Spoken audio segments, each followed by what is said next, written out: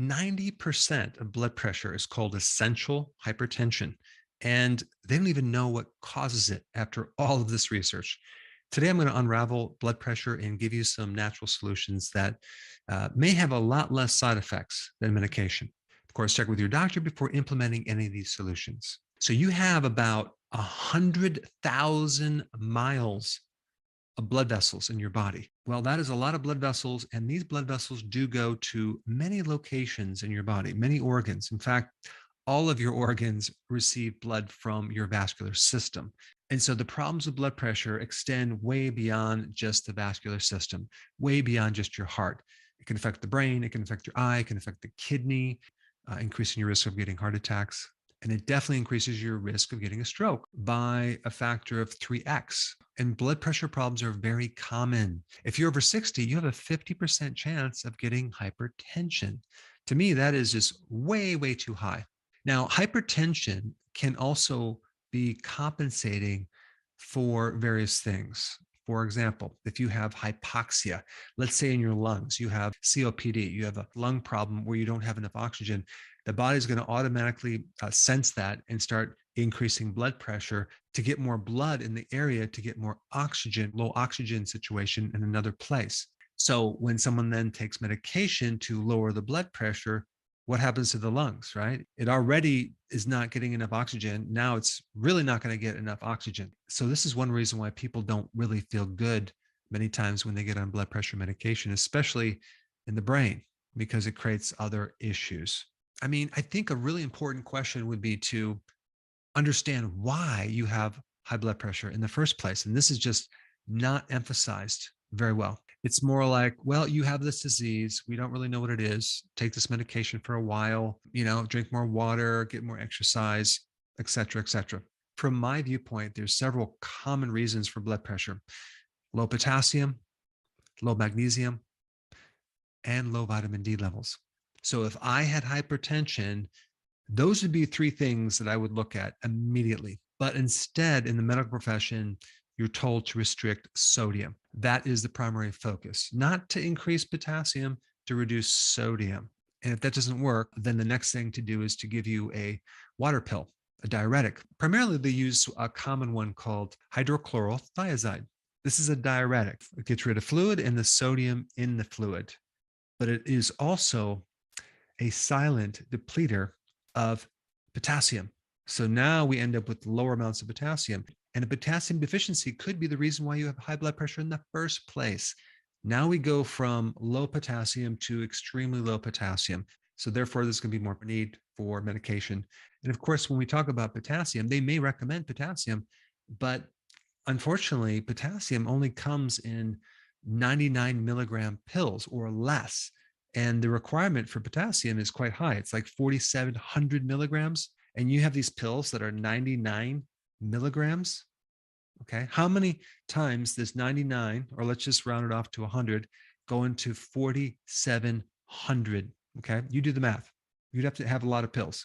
But this diuretic also depletes magnesium, the other common reason why people have high blood pressure. Another side effect of this diuretic is the increase of homocysteine. Now, if that doesn't work, there's always the calcium channel blockers, okay? Those are medications for high blood pressure as well, just working from a different angle. The problem is it has some slight minor complications. If you take it chronically over 5 years, it can have a tendency to shrink your brain. It also tends to increase your risk of certain types of cancer. And in one study, as far as the effectiveness goes, they compared it against other medications that lower blood pressure, and it really only brought your blood pressure down by 0.1. That's only like 1/10 of 1 point. Okay. So to me, that's pretty insignificant. And then you have other medications like the ACE inhibitors. Problem is with that one, it does increase the risk of getting allergies or even being allergic to the medication significantly. Also, it can create a chronic cough as a side effect. Now, I'm not sure if you got the recent memo about aspirin. They finally found out that it doesn't really give you many good benefits. The outcomes are not that great. And this was in JAMA, Aspirin Myocardial Infarction Study Research Group. They found that an aspirin a day has no benefit. Now, there was another study that rekindled recommending aspirin, taking an aspirin a day, but they didn't even use aspirin. They used bufferin, okay, which is a different type of medication, and that had magnesium oxide, okay? Magnesium actually helps lower blood pressure, and they also had added some beta carotene. So who knows what was causing what? There's something else that you should know about. It's called nitric oxide. Nitric oxide greatly supports the inner layer of the arteries, okay? It helps to lower blood pressure because it's a vasodilator. Some people even try to increase it to handle their erectile dysfunction because that's a vascular problem. You see, we're so focused on the arteries, but it can affect a lot of things. You've probably heard of even vascular dementia because of what it can do to the brain. We have an enzyme that helps make nitric oxide, okay? And that enzyme can be inhibited or turned off to a certain degree by a genetic variation problem. So if you have this problem, you might not have the benefit of that enzyme to make nitric oxide, thereby developing hypertension. And you can get a test to evaluate if you have this problem. There's a couple ways to do it. You can look at a DNA test or even get this other test. It's called ADMA, and that stands for asymmetrical dimethyl arginine. So getting the test will tell you very quickly if you're making enough of this nitric oxide. Now, the solution that I would recommend that has very minimal side effects, if any, is just to go out and buy some L-arginine.